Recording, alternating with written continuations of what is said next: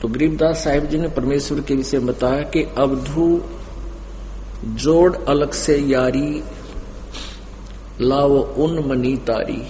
अलग उस प्रोक्ष परमात्मा जो पूर्ण ब्रह्म है, उसके साथ तुम संबंध जोड़ो, उसे मित्रता करो, उसकी भक्ति करो। अवधू जोड़े अलख से यारी, लावो उन मनी तारी। अंत कोटि भंडार भरे हैं, अणिमा महिमा चेरी। अष्ट सिद्धि नौ निधि आगे नचे, दे पुरुष की फेरी। अंत कोट प्रसिद्ध परेवा, जाके आगे नाचे। सुनर मुनिगण गंधर्व ज्ञानी, इच्छा बीज को बाँचे। ब्रह्मा विष्णु महेश भंडारी, लोकपाल त्यों देवा। इंद्र कुबेर वरुण धर्मराया, करे तास की सेवा। प्रसिद्धि पूर्ण पटरानी, ब्रह्म जोगनी माया। अंत कोटि अवतार तास के, करता हो आया। असन बसन बैरागर मुक्ता, बहुविध नाच नचावे। संतों के तो दासी होई, साकट को भरमावे। अंत कोट चकवे चित चोरा, मार लिए मैदाना। पराशक्ति के संगर माही, सोनर मुनिजन उर्दाना। रावण राज रसातल मेला, 33 कोट छुटाए। एक रति कंचन नहीं पाए, लंका कोट पराए। पल में हंसा पारिंग होवे, छिन में छार उड़ावे। गरीबदास करता की बाजी, भेद नहीं कोई पावे। अवधू पार बरम को जावो, ये गुण तहां समावो। अवधू पार बरम को दावो, ये गुण तहां समावो। ये गुण इंद्री कित से आई, कित से आया हंसा। सच्चा सतगुरु भेद बतावे, कहाँ आदि कुल बंसा। वृक्ष और बीज नहीं जद होता, गुण इंद्री नहीं ज्ञाना। 5 तत्व नहीं पिंड ब्रह्मंडा, तब होता यो कहाँ समाना। जब तब कर्म कांड नहीं काया, दम दे ही नहीं देवा। भक्ति न शक्ति स्वरूप न सुमरण, कौन पुरुष की सेवा। जोग न भोग संजोग न संजम, ओंकार नहीं अध्याय। सतगुण तम गुण रजगुण नाही, पिंड प्राण न खुजा। 24 तत् कहाँ रहते, इनकी आद बताओ। इनका जवाब नहीं आवे, तो झोड़ी झंडा ठाओ। 5 तव 9 तत् 10 इंद्री, ये कौ कित से आई। जैते भेख धरा दरवेसा, तो इनकी आद बताई। 24 तत् का पिंड शरीरा, 25वां तत् न्यारा। 26 तत् के कुंजो पावे, तो सबका करे विचारा। सतगुण तम गुण रजगुण कहिए, ओहम सोहम सारम। ये 30 तत् सम कर शोधै, सो पर ले से पारम। ब्रह्मा जुग 36 बुलाने, ताही लख्या नहीं मर्मा। गरीबदास गतमत को पावे, भूल रहे घट गर्मा। अब गरीबदास जी क्या बता रहे हैं कि अवधू वो पार परम को ध्याओ। एक तो ब्रह्म, एक पर ब्रह्म, एक पार ब्रह्म। पार ब्रह्म होता पूर्ण ब्रह्म। पार माने सबसे परले पार, सबसे लास्ट वाला भगवान, पूर्ण ब्रह्म। उसकी भक्ति करो। अवधू ऐसा आत्म ज्ञान, नूर जहूर सकल में साहिब। क्या पूज्य जड़ पासाना, अवधू ऐसा आत्म ज्ञान। नैन बैन श्रवण जिभ्या पर नासा, अगरी नाचे। प्राण ज्ञान से है सो न्यारा, सो पद कोई न बाचे। इंद्र पुलंदर गए सब पर लो, परख किने नी कीन्या। राजपाट की रटने लागी, पेंड परन सबे खीना। ब्रह्मा संख असंख गए हैं, ये शंभु पदम करोड़ी। इंद्र कुबेर गए बारू समय, विष्णु बाहा जोरी। प्राशक्ति परलोके माही होरा आवन जाना, अजर अमर कबीर अविनाशी, शब्द अतीत अमाना। अंतकोट अनभय अर्धंगी, अनहद नाद बिलाना, सकल रूप परलोके माही, रह मूड न ज्ञाना।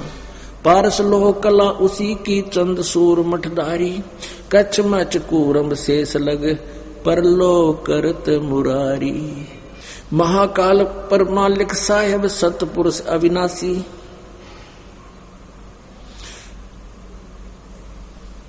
गरीब दास वो कदे न परले, दे धरे सो दासी। परमात्मा ने अपने सूक्ष्म ज्ञान के अंदर बताई है, जो यथार्थ कथा बताई है, उस परमात्मा के द्वारा दिए गए ज्ञान को किसी ने स्वीकार नहीं किया। क्यों नहीं किया? क्योंकि हम वेदों और गीता जी को, पुराणों को सत्य मानते थे, और पुराणों, वेदों और गीता जी जो है सभी संस्कृत लैंग्वेज में लिपिबद्ध थे। संस्कृत भाषा को केवल एक वर्ग ही पढ़ने का अधिकारी था, जिसको ब्राह्मण वर्ग कहते थे। प्रारंभ में क्या हुआ था कि मानव समाज को नियमित रखने के लिए 4 वर्ण बनाए थे। प्रारंभ में कोई हमने छुआछात नहीं थी, जैसे एक घर में 4 भाई हों, जैसे पहले समय में यह शिक्षा नहीं थी, केवल खेती बाड़ी करा करते, तो उनमें से अपना अलग अलग काम बांट लिया करते, कोई खेत का, कोई वैसे, कोई लेने देने का, कोई घर का। तो ऐसे इस मानव समाज को 4 वर्ण में बांट दिया था। एक तो ब्राह्मण, भाई विद्या स्वयं पढ़ें और सदग्रंथों को समझें, और अन्य को वो फिर अपने समझकर सिंपल लैंग्वेज में, साधारण भाषा में सबको ज्ञान कराएं, परमात्मा की महिमा से परिचित रखें और सदुपदेश करें। और दूसरा फिर वैश्य बना, फिर तीसरा क्षत्रिय, और चौथा फिर शूद्र बनाया। इनके अपने अपने काम बांट दिए। फिर उनके वंशज आगे चलकर वही कार्य करने लगे अपने अपने, क्योंकि जो जिस वर्ग में पैदा होता है उसी काम का मास्टर बन जाता है। ऐसे ही आगे चलकर के वर्ण बन गई। तो ब्राह्मण लोगों ने वेदों को पढ़ा, गीता जी संस्कृत भाषा में लिपिबद्ध थी, तो ये समझ नहीं सके वेदों को। भाषा अवश्य जानने लगे, लेकिन ये ब्राह्मण ऋषि, सतयुग के ब्राह्मण और ब्रह्मा विष्णु महेश तक भी वेदों से परिचित नहीं थे। तो इन्होंने जैसे भी अपने अटकल से जो ज्ञान ग्रहण किया, वेदों को जैसा जाना समझा, उसी प्रकार से उन्होंने अपने वंशजों को वैसा ही ज्ञान दे दिया। उन्होंने फिर पूरे समाज को वही लोक वेद सुना दिया, दंत कथा सुना दी, और जिसका दुष्परिणाम आज तक ये मानव समाज भोग रहा है। और आज परमात्मा ने कृपा बख्शी है। 600 वर्ष पहले वो परमात्मा इस कलयुग में स्वयं प्रकट हुए थे। कबीर जी, कबीर देव जुलाहा रूप में एक जुलाहे की भूमिका की, एक तत्वदर्शी संत की भूमिका की, और एक अच्छे नागरिक की भूमिका की, और एक सुयोग्य शिष्य की भूमिका करते हुए वो हमें एक गाइडलाइन देकर चले गए कि यदि तुमने परमात्मा पाना है तो इस प्रकार आपका आचरण होना चाहिए, अन्यथा उस परमेश्वर को गुरु की आवश्यकता नहीं थी। तो परमात्मा ने स्वयं आकर के हमें पहले बताया था ये ज्ञान, जो हमारे को उन अज्ञानी ऋषि महर्षियों ने नहीं समझने दिया। वो ये कह दिया करते थे कि कबीर तो एक ऐसे व्यक्ति है, ये नहीं जानता वेदों और गीता के बारे में, ये झूठ बोलता है, ब्रह्मा विष्णु महेश के बारे में ये गलत जानकारी देता है, क्योंकि ये संस्कृत जानता नहीं, ऊट पटांग बोलता है। तो उस समय हम पूरा मानव समाज अशिक्षित था, उन्होंने इस बात को स्वीकार भी कर लिया कि कबीर जी वास्तव में अशिक्षित हैं, ये संस्कृत भाषा नहीं जानते हैं,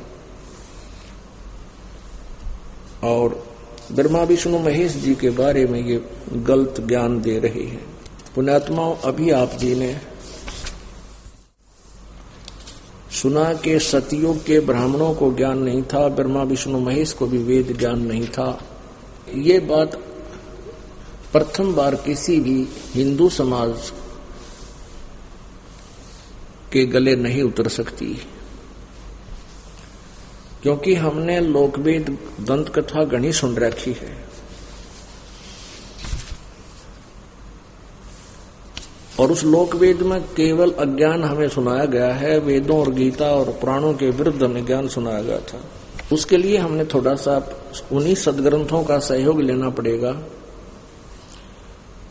जिसको हम सत्य मानते हैं।